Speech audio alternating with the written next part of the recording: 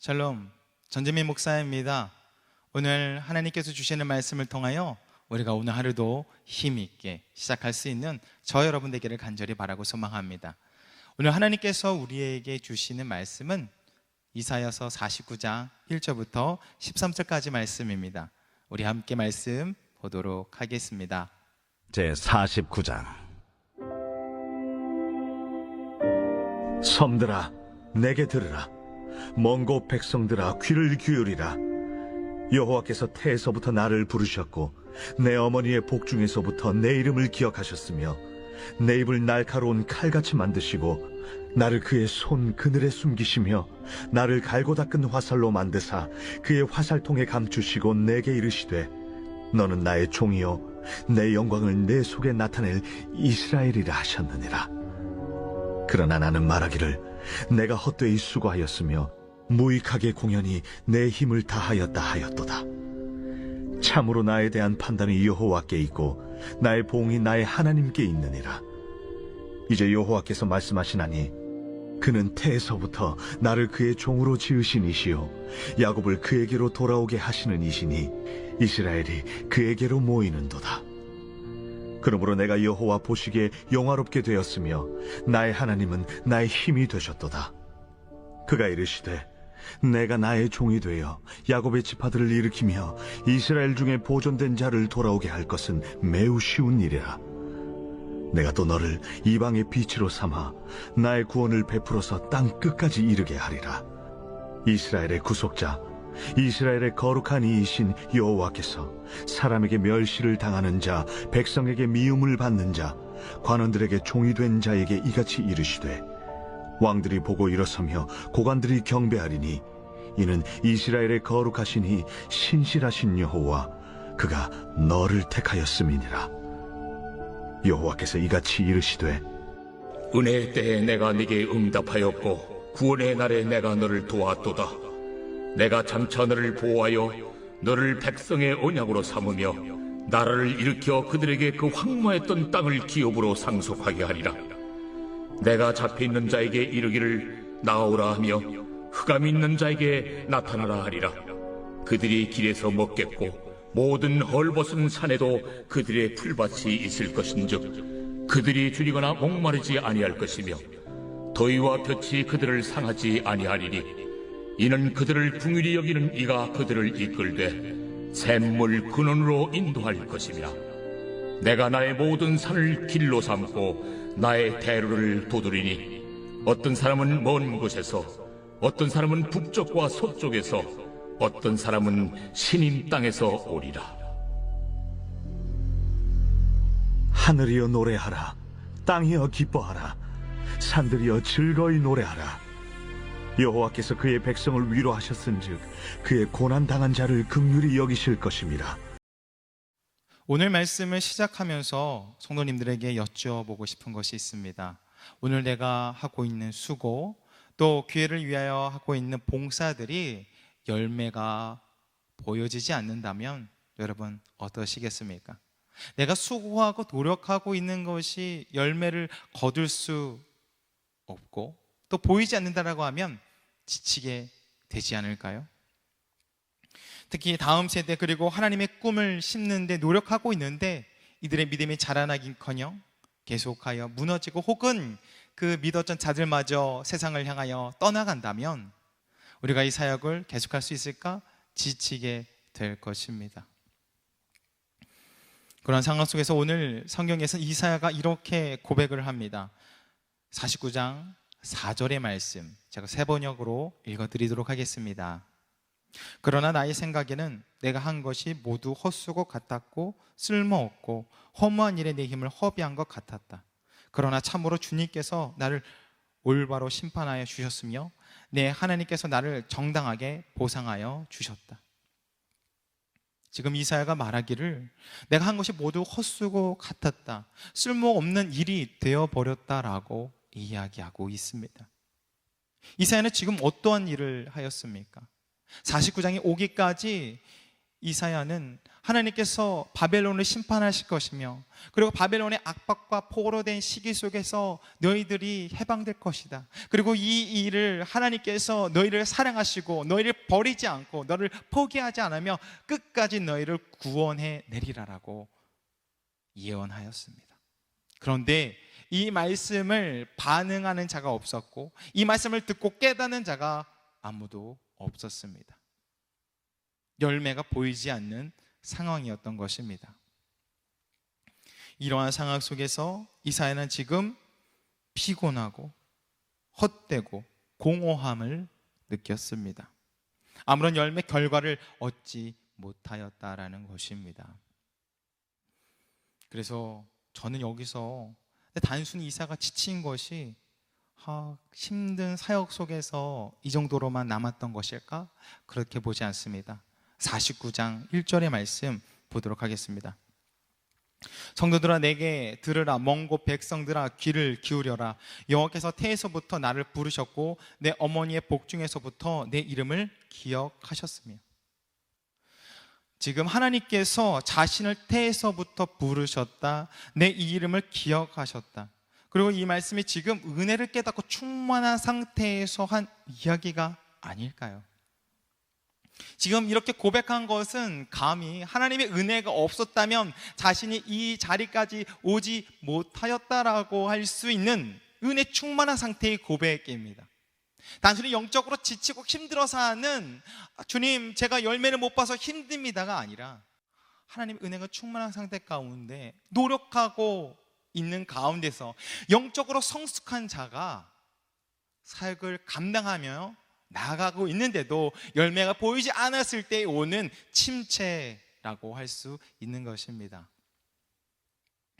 저는 이것을 보게 되어지면서 성숙한 자에게도 침체가 올 수 있구나, 그리고 이러한 염려에 흔들릴 수 있구나라는 것을 보게 되어집니다. 성도 여러분, 오늘날 교회 공동체에서 리더로서 눈물과 기도로 그리고 헌신과 봉사로 나아가고 있는 성도님들 가운데 지치고 힘드신 분은 없으십니까? 지금 나의 영적 상태가 정말 하나님께서 큰 은혜를 주셔서 지금까지 나와왔는데도 지금 힘드신 분은 없으십니까? 오늘 이러한 자에게 하나님께서는 무엇이라 말씀해 주시는가? 5절의 말씀 읽어보겠습니다. 새 번역으로 읽겠습니다. 내가 태어나기 전부터 주님께서는 나를 그의 종으로 삼으셨다. 야곱을 주님께로 돌아오게 하시고 흩어진 이스라엘을 다시 불러 모으시려고 나를 택하셨다. 그래서 나는 주님의 귀한 종이 되었고 주님은 내 힘이 되셨다. 주님께서 내게 말씀하신다.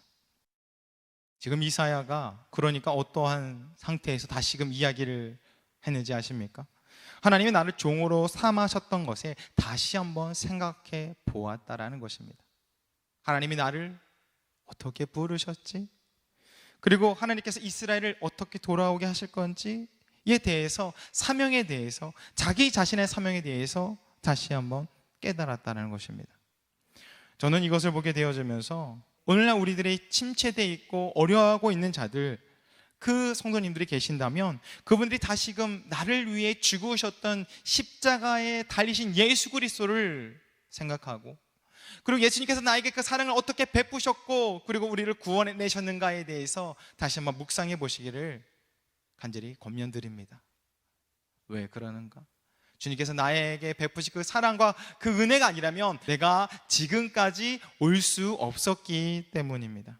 하나님의 크신 은혜, 나를 위해 대신 지신 십자가, 나의 형벌, 그리고 그분의 사랑을 묵상한다면 우리 마음속 깊은 곳에서부터 다시금 은혜의 샘물이 터져나오게 될 줄 믿습니다. 그리고 이사야가 회복될 수 있었던 것은 6절의 말씀에도 나와 있습니다.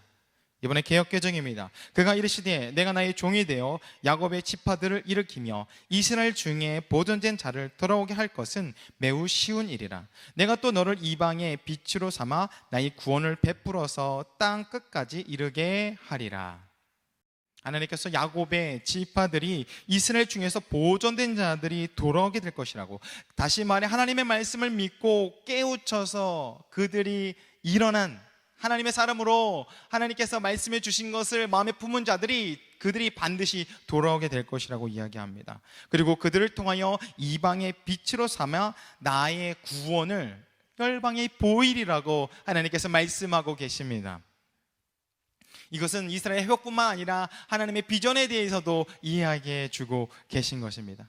그런데 이 비전은 지금 이때만 이야기한 것이 아니라 놀랍게 또 하나님께서 이스라엘 백성들을 부르시고 그리고 그들에게 말씀해 주신 것이 출애굽기 19장 5절부터 6절에 나와 있습니다. 제가 읽어드리겠습니다.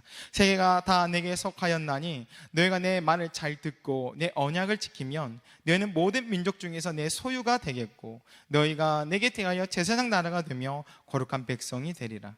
너는 이 말을 이스라엘 자손에게 전할지니라. 지금 이스라엘 백성이 어떻게 되게 됩니까? 바로 제사장 나라가 된다는 것, 이방의 빛으로 삼아 구원을 베푸신다는 것을 말씀하고 있습니다.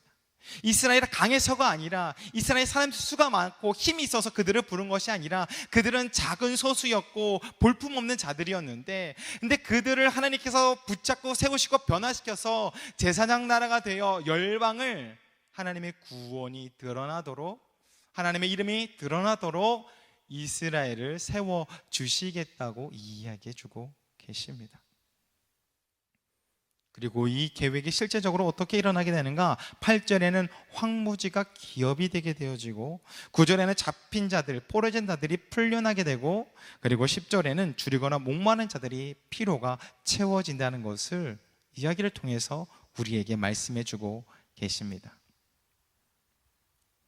이것을 보게 되면서 성도 여러분, 허무한 상태, 거절의 상태, 메마른 상태, 지쳐있는 상태, 그때 내가 놓치고 있는 것이 무엇인가? 바로 나를 심장을 뛰게 하고 그리고 이 세상의 목표를 향해 뛰어가는 것이 아니라 하나님께서 나를 이끄시고 하나님께서 주신 새로운 온 이 땅에 이루실 하나님의 나라의 비전을 다시금 우리를 부르시고 일으키시다는 것을 깨우칠 수 있는, 되새길 수 있는 저 여러분 될 수 있기를 간절히 바라고 소망합니다.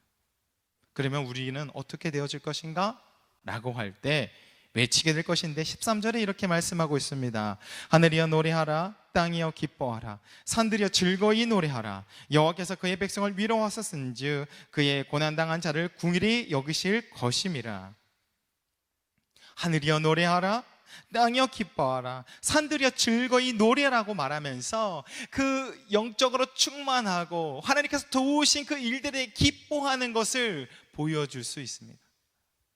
노래하는 것이 단순히 그냥 노래하는 것이 아니라 자신의 마음속 깊은 곳에서부터 나오는 전심의 찬양으로 하나님께 올려드리고 있는 것을 오늘 이 말씀을 통해 볼 수 있습니다. 사랑하는 성도 여러분, 오늘 내가 메마르고 마음이 힘들고 지쳐 계십니까? 그렇다면 나를 구원해 주신 은혜의 찬양을 한번 꼭 불러보시길 바랍니다. 그리고 또 나의 사역의 열매가 눈에 보이지 않습니까? 그렇다면 하나님께서 우리 공동체를 향한 찬양, 그 은혜의 찬양을 꼭 한번 골방에서 혼자 하나님께 올려드리시기를 간절히 바랍니다. 그 찬양 하나님께 올려드린다면 하나님께서 이 전심으로부터 그리고 지치고 상한 상태에서 정말 목소리가 나올 것 같지 않은 그 마음 상태에서부터 고백하는 그 노래를 하나님께서 들으시고 그 진심 어린 그 고백에, 전심의 고백에 하나님께서 은혜를 우리에게 허락해 주실 것입니다. 하나님께서 여러분을 부르시고 다시금 세워 주실 것입니다. 이 말씀을 의지하여 오늘 하루도 살아갈 수 있는 저 여러분 되기를 간절히 바라고 기도드립니다.